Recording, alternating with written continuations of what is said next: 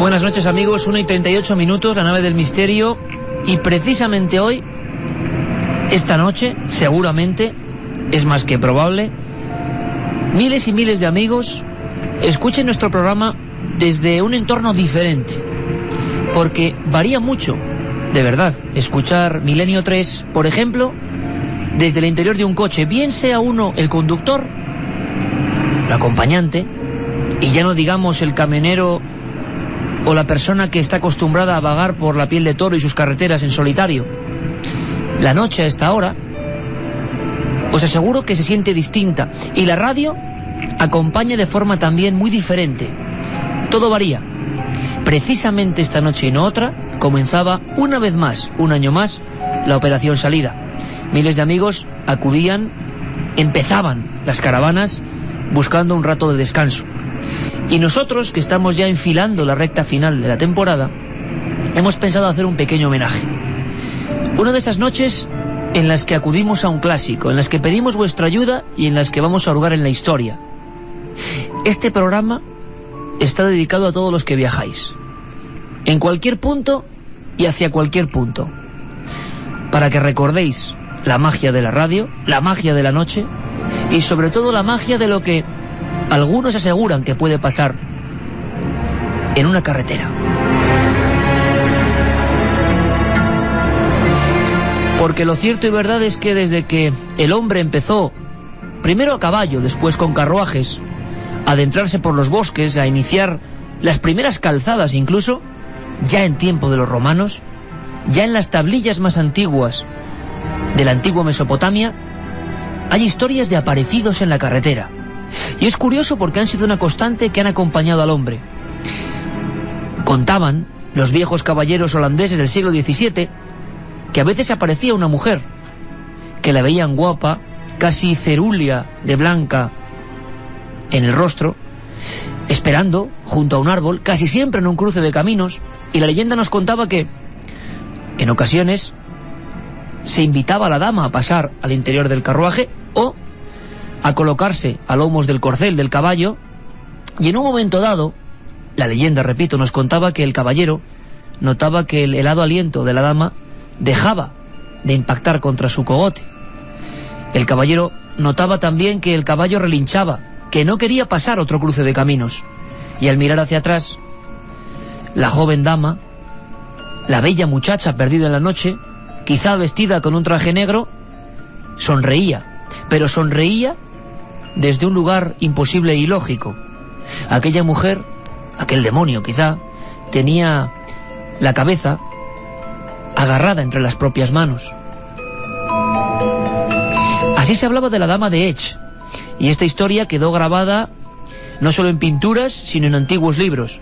Por lo tanto, siempre hemos creído que las historias que nos hablan de autoestopistas fantasmas, de figuras como la portuguesa, una mujer que se presenta en cierto punto de las carreteras de Extremadura, siempre según la leyenda, sangrando por sus partes íntimas, sangrando y mojando con esa sangre un traje andrajoso. Y se cuenta la historia de una gitana portuguesa atropellada en cierto lugar, y que siempre, según el rumor popular, vuelve a aparecerse, por algún motivo. Evidentemente, y yo hice un programa exactamente con estas palabras aproximadamente, porque aquí nunca leemos nada, aproximadamente, hace unos 3 años, convencido de que lo que pasa en las carreteras, lo que hoy se cuenta que ocurre en las carreteras, las fábulas, son solo eso. Cuentos quizá para noches como esta. Cuentos para estremecernos en ese interior de un coche que en el fondo es como nuestra propia casa en movimiento. Nos sentimos seguros, pero caramba, ¿os ha pasado alguna vez que en mitad de la noche, con lluvia o en un lugar que no conocemos, alguien haga con sus dedos en la ventanilla? Nos damos un susto. Es alguien que interfiere en nuestro espacio. Y de repente aquella noche, Carmen, buenas noches. Buenas madrugadas. Te acordarás que esta misma pantalla, esta misma y no otra, se llenó de miles de mensajes de amigos camioneros, amigos de ambulancias, amigos transportistas y amigos como hoy veraneantes simplemente, que contaban que ellos o en su familia habían vivido este tipo de experiencias en ciertas carreteras, algunas por donde nunca antes habían pasado. Me acuerdo perfectamente cómo habíamos planteado el programa como una leyenda urbana, ¿no? Tal vez la más extendida, no solamente en nuestro país, sino en todo el mundo. Y también la cara que se nos fue quedando cuando en esta pantalla que ahora mismo tengo delante comenzaron a aparecer mensajes con el número de teléfono, sabéis que siempre se queda al lado, que nos decían, muchos de ellos con nombres y apellidos, cuál había sido su encuentro en la carretera, qué habían visto, o incluso familiares que ya habían fallecido, que habían subido en sus coches a una señora andrajosa en la mayoría de las ocasiones, con ropajes blancos. No era ni uno ni dos testimonios, y que recibimos miles de testimonios que nos hablaban de apariciones en carretera. Esta noche estamos muchos, el equipo, en la nave del misterio central, hablando sobre todo para esa gente que se está movilizando. Yo os voy a contar una pequeña anécdota. En la carretera pasan muchas cosas, y sobre todo, la más importante, la que el investigador, como en mi caso, que durante muchos años ha viajado solo en la oscuridad de las carreteras, y sugestionado buscando ciertas historias que no son normales, el mayor temor es tu propia mente. Como cierta historia, cierto rumor, cierta leyenda cale demasiado en ti, como te impresione la última entrevista que has hecho o el documento que has encontrado, te puede ocurrir que en mitad de la noche, en la oscuridad de tu coche, sabiendo que vas solo, veas a alguien que te mira desde el asiento de atrás. Que la mirada y los ojos de una persona, una mujer, un hombre, un anciano, los imagines, los veas en el asiento de atrás. Eso incluso tiene una determinación dentro de las alucinaciones. Pero, ¿son solo alucinaciones? ¿Cómo es posible que en algunos fortines militares españoles, en el norte de España y concretamente en Badajoz, un soldado se pegue un tiro, se levante la tapa de los sesos, porque asegura que está viendo una aparición? Una mujer de aspecto extraño, una anciana con traje vaporoso que se aparece siempre en la misma tapia. ¿Cómo es posible que indagando en la historia encontremos que desde los años 50 muchos otros amigos, viajeros que han pasado por ese punto de la carretera aseguran haber visto lo mismo? ¿Cómo es posible? ¿Dónde empieza la leyenda y acaban los datos reales? En España, que sepamos, antes de iniciar esta noche en la que pido vuestra colaboración una vez más, hay por lo menos un par de casos con denuncias ante la Guardia Civil. El más célebre en las curvas de Deva, en San Sebastián. 1980, Lorenzo Abad, junto con su esposa, aterrorizados, van al cuartel de la Guardia Civil y aseguran que no solo han visto a una mujer en mitad de la carretera pidiendo auxilio, que está mojada, que parece desorientada, sino que la han subido en el vehículo, un vehículo, por cierto, solo con 2 puertas, la han acomodado echando hacia adelante el asiento, han sentido algo muy especial. Aquella mujer no hablaba hasta que pone una expresión de terror o dice algo en torno a una curva que está a punto de llegar, y después, en un instante, lo que se escucha es el grito de la mujer de Lorenzo Abad, porque ese individuo que han recogido en mitad de la carretera no está. ¿Quién en su sano juicio va a poner una denuncia en la Guardia Civil asegurando que ha vivido esto? ¿Quién puede arriesgarse a que le tomen por loco?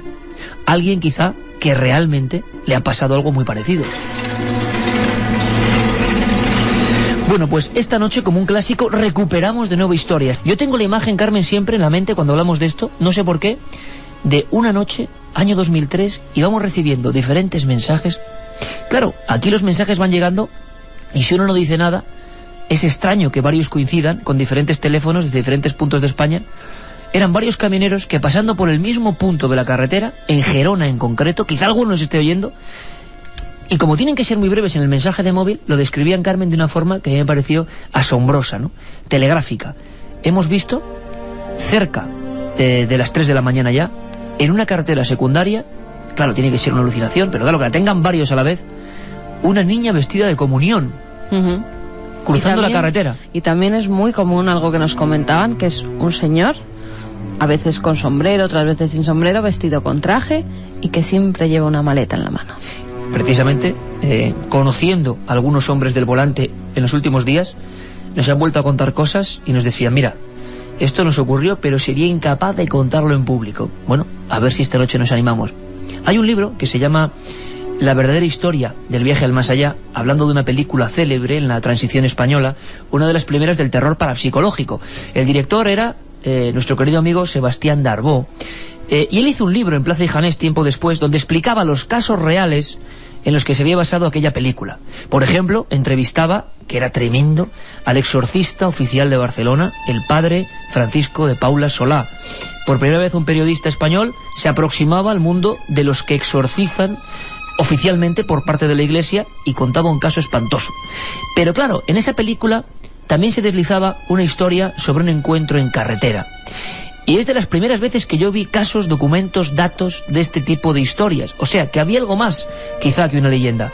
Sebastián Darbó, buenas madrugadas, amigo. Buenas noches, y mágicas y misteriosas. Sí, desde luego que una noche idónea para hablar de todo esto cuando tantos miles de amigos están viajando por toda España. Oye, Sebastián, creo que es en Cataluña y en la costa donde tú recoges los primeros casos españoles de este tipo, ¿es cierto? Efectivamente, el caso de esa fantasmogénesis aparecida en medio de una tormenta por la noche, ocurrió entre una localidad de Barcelona llamada Tordera, que empezó allí y acabó en la Costa Brava, en Platja d'Aro, que está en Girona. Y la historia se trataba de un viajante que estaba viajando por la noche, lloviendo, y encontró, al pasar por el puente de Tordera, que hay el río Tordera, a otra persona que iba con un maletín, con gabardina, y que estaba en medio de la carretera mirando la ciudad, o sea, mirando la localidad de Tordera. Por poco le atropella. Le coge, le sube y le dice, ¿le puedo ayudar? Dice, voy hacia Playa de Aro. Dice, yo también voy allí, lléveme. O bueno, oye, gracias por llevarme. Y le llevó durante unos 30 o 40 kilómetros. El hombre no habló en absolutamente nada. Y cuando entraron en la ciudad de Playa de Aro, en la entrada había un hotel que se llamaba Clipper, que todavía existe. Vieron unas luces que eran de ambulancias, ¿no? Entonces el conductor pensó, dice, bueno, ¿qué pasará aquí? Y al llegar allí, el pasajero misterioso que se puso en la parte de atrás, bajó, abrió la puerta y se fue.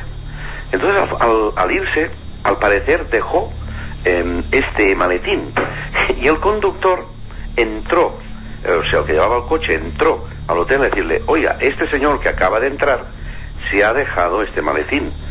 Y al llegar a la recepción le dicen, oiga, perdone, pero aquí no acaba de entrar nadie. Hombre, ¿cómo que no acaba de entrar nadie? Pero si lo acaba de llevar tal y cual. Bueno, como en definitiva el conductor era viajante y era cliente de este hotel, había estado hospedado alguna vez, habló con el encargado, con el director, y dice, oye, pero si acabo de llevar una persona con estos rasgos, así. Dice, sí, esta persona está aquí en el hotel. Dice, está en esa habitación. Ha muerto hace media hora o 3/4 de hora. ¿Qué me dices? Dice, esta ambulancia está para llevárselos porque estamos esperando que venga el juez. Y cuando se lo lleven, ¿sabes dónde se lo iban a llevar? Al pueblo de donde él era, el pueblo de Tordera.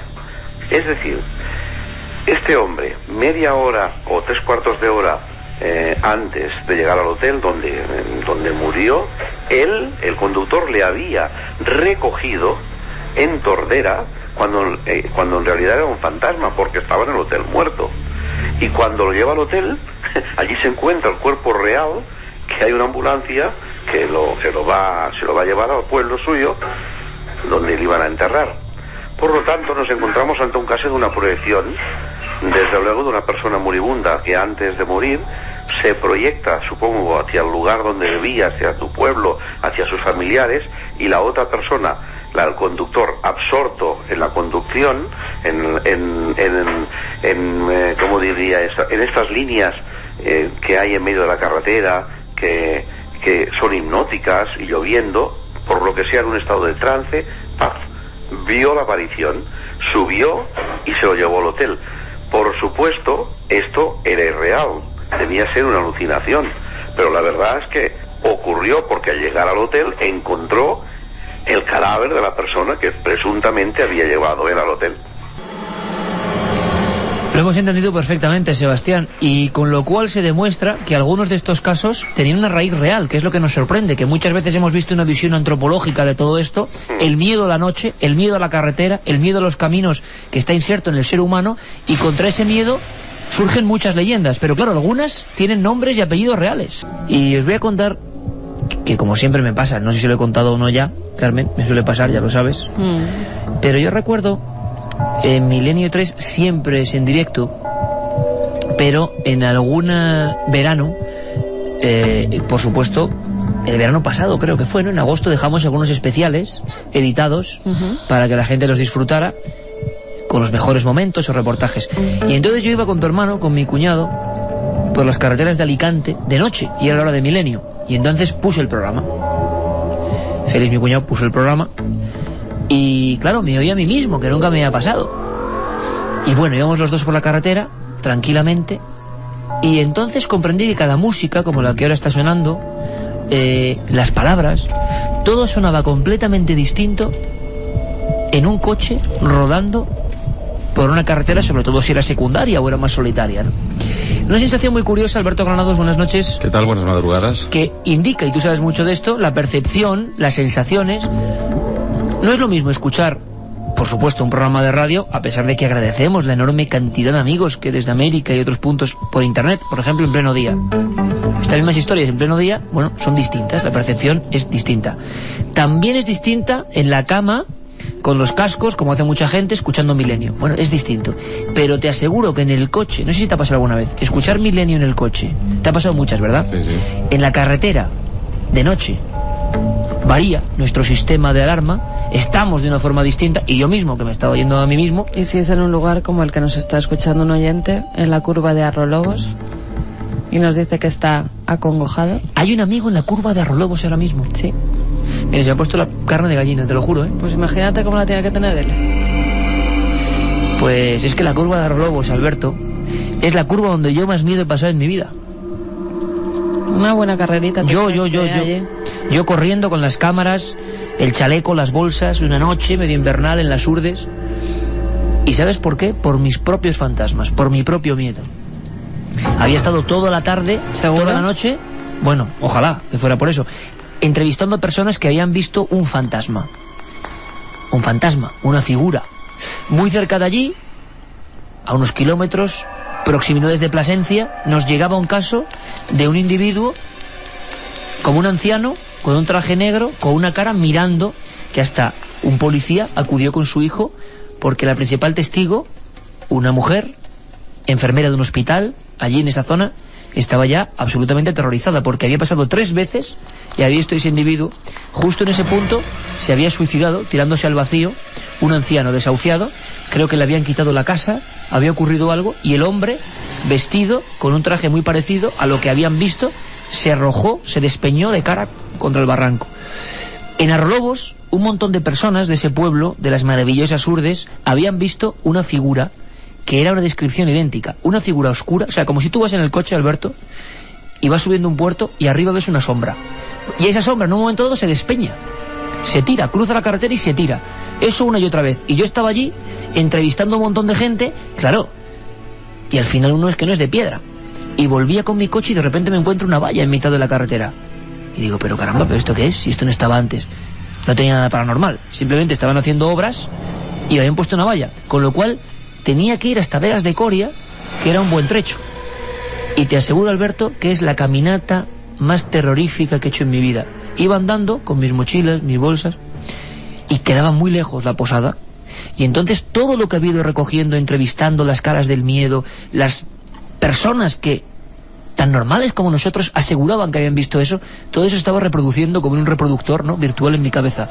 Y en un momento dado empecé a correr. Y cuando empecé a correr solo por el monte a oscuras, bajando esa carretera donde está ese amigo ahora, lo pasé peor que en mi vida. Y había un momento en que dije, bueno, si toda esta gente ha visto esto, ¿por qué esto, sea lo que sea, no va a salir aquí del barranco ahora mismo?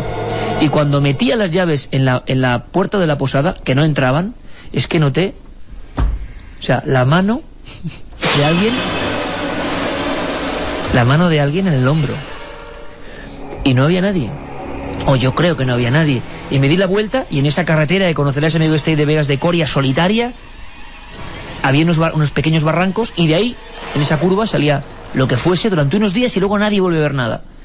Total, 500, 600 metros de auténtico terror dentro de nosotros mismos, con lo cual las percepciones, que es a lo que íbamos, varían radicalmente. Sin embargo, sobre estos temas, y estaba escuchándonos otro buen amigo, al que ahora vamos a saludar, José Lesta, un querido amigo de esta nave, que claro, ha corrido también por esas corredoiras y senderas de Galicia muchas veces, investigando este tipo de historias. la historia se convierte en leyenda muchas veces y ya entonces es imposible saber si es verdad o no. Y ha corrido por el mundo, Alberto. Y tú que estás preparando un gran trabajo sobre leyendas urbanas de este tipo, ¿cuáles son las historias que más te han impactado, por ejemplo? Bueno, pues hablábamos de que el decorado es importante. Una carretera simplemente, bueno, pues no te da mucho miedo, ¿no? Pero si esa carretera es de noche, vas solo, hay algo de niebla, a lo mejor empieza a chispear o empieza a llover fuerte. La verdad es que todo ese cúmulo de cosas ya van haciendo que la noche se vaya complicando. Y más sobre todo si pasas por una zona en la que tú sepas que allí ocurren cosas, ¿no? Por ejemplo, es el caso de una leyenda urbana que se llama el Bosque de los Suicidios, ¿no? Una zona donde se supone que las personas o parejas personas iban a suicidarse, sobre todo Bosque de los Suicidios. Por el tema amoroso, ¿no? Entonces un viajante que por la noche, en mitad de la madrugada, necesita recorrer y traspasar ese bosque por una carretera sinuosa que lo atraviesa.